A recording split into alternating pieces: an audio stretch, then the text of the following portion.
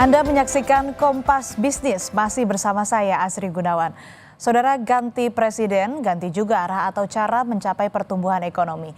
Jika 10 tahun terakhir di era Presiden Joko Widodo, ekonomi banyak bertumpu pada bantuan sosial langsung, berbeda dengan era Presiden Prabowo Subianto yang memilih saving dan investing atau penghematan dan investasi lewat Danantara. Masalahnya, di tahun fiskal pertama Presiden Prabowo Subianto, berangkas negara alias APBN sudah tekor.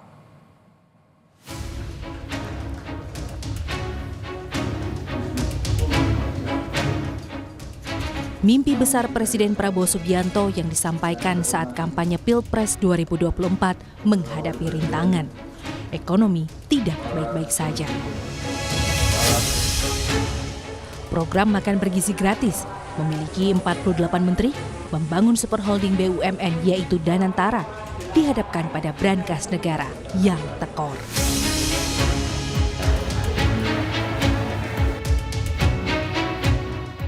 Sampai akhir Februari 2025, fiskal Indonesia defisit 31,2 triliun rupiah.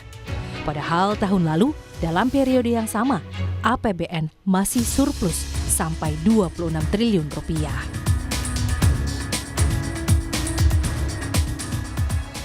Penerimaan negara gagal menutup kebutuhan pemerintah. Salah satu penyebab utamanya adalah setoran pajak yang anjlok sampai 30%.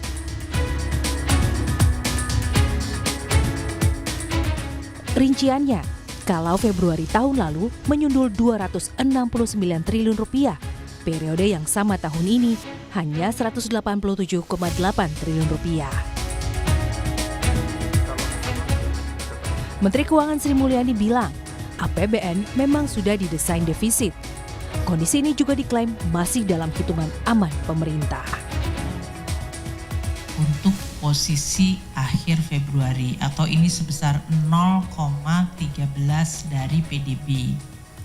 Saya ingatkan kembali kolom sebelahnya, APBN didesain dengan defisit 616,2 triliun.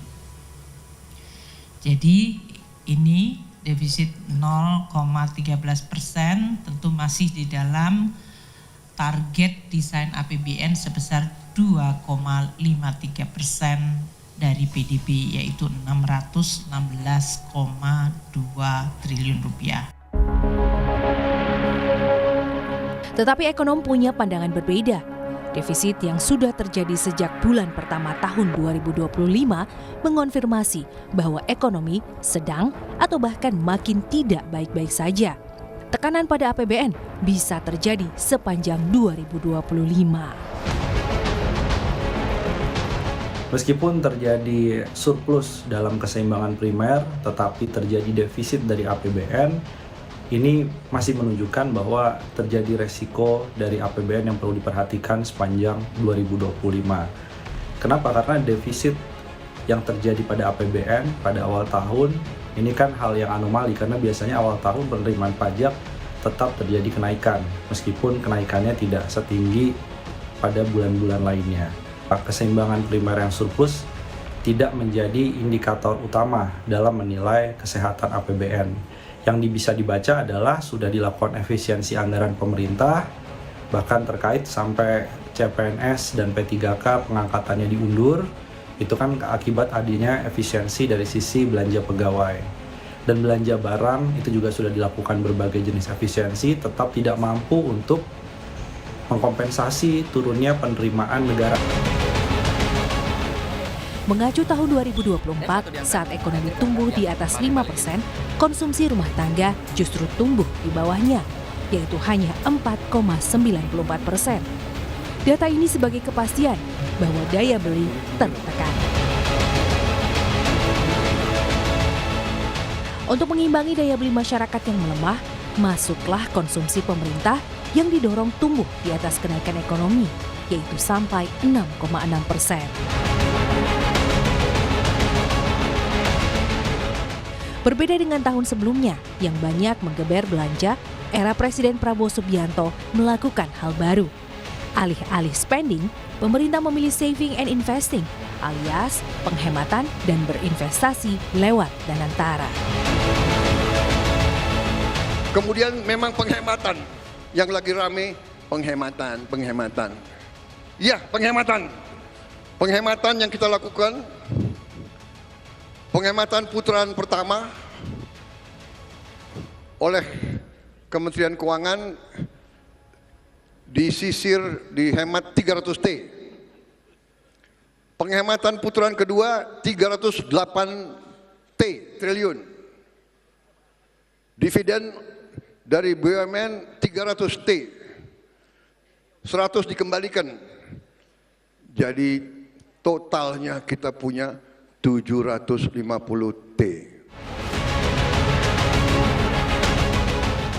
Sepanjang paparan APBN kita pada Kamis 13 Maret 2025, Sri Mulyani banyak menyudutkan masalah global yang menekan ekonomi Indonesia.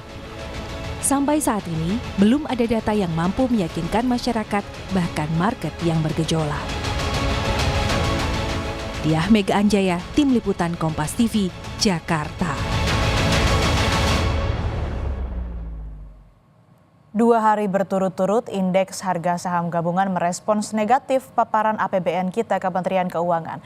Defisit di awal tahun yang kata ekonom jadi anomali menjadi kekhawatiran pelaku pasar tentang pengelolaan keuangan negara. IHSG ditutup di level 6.515 atau anjlok hampir 2% dalam 1 hari. Mayoritas saham berada di zona merah atau terkoreksi. Bursa saham bahkan sudah terkoreksi sejak awal perdagangan.